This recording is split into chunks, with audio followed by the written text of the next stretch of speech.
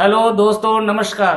आप देखना शुरू कर चुके हो द नेशनल मीडिया न्यूज और मैं सर्वे रिपोर्टर मिस्टर आरपी मीना आपको रूबरू करवाता हूं इतिहास के लेखक, इतिहास के शोधकर्ता आरएल जी सर और दीपक जी सर। ये दोनों शोधकर्ता हैं, इतिहास के जानकार हैं। तो सर, दर्शक मीणा इतिहास पे कुछ जानना चाहते हैं, इसलिए आप दर्शकों को मीणा समाज के राजवंशों के बारे में अवगत करवाइए। मीणाओं का इतिहास बहुत ही प्राचीन कालीन इतिहास है।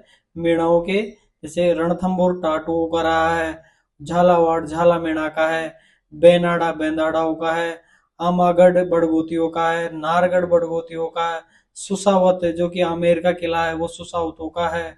और जो नाहन गोमलाडो का है, खोगंग चांदाओं का है, नायल नायल देवड़वाड़ों का है, नरेट ब्याडवाड़ों का है, क्यारा है, मेवाड़ गोत्र का है क्यारा, और बूंदी उसारा गोत्र का है।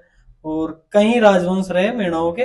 ऐसा कहते हैं मरणापुर मीणा बसे 80 गोत्र परिवार, पृथ्वी नगर विभाग में किया राज विस्तार। मध्यकालीन भारत में पंचमेवा से रहे थे पचवारा के, उन्हीं के नाम वो जहां निवास करते थे 5 गोत्र उन्हीं के नाम पर पड़ा है पचवारा। 5 गोत्र है बेफड़ावत, बारवाड़, गोटवाड़, छांडवाड़ और डोबाड़।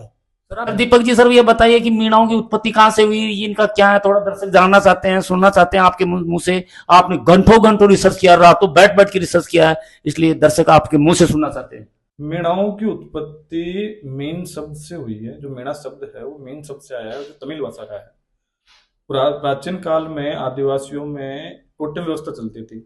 टोटम में क्या होता है कि एक तो गण चिन्ह देते हैं, एक धराड़ी और एक पक्षी या वनस्पति।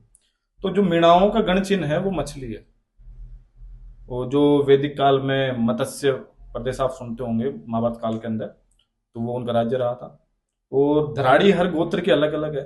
धराड़ी अपन जो बोलते हैं कि कुल वृक्ष, और जो पक्षी है वो मोर है।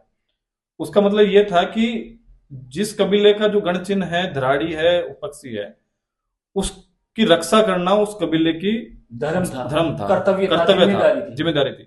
ना तो मीणा जनजाति के लोग मछली खाते हैं, उनकी रक्षा करनी होती है। धराड़ी जो भी अलग गोत्र की होगी उसकी रक्षा करनी है, मोर की करनी है। उससे प्रकृति का जो सस्टेनेबल बैलेंस बना रहे, इसलिए हर गोत्र के, ऐसा नहीं मीणाओं का ही, हर कबीले का, जैसे भीलों का अलग टोटम है, गोंडों का अलग है, संथालों का अलग है। हर कबीले का जो भी आदिवासी है, कबीले हैं, उनके हर का अलग अलग गण चिन्ह है। जय भारत, जय हिंद।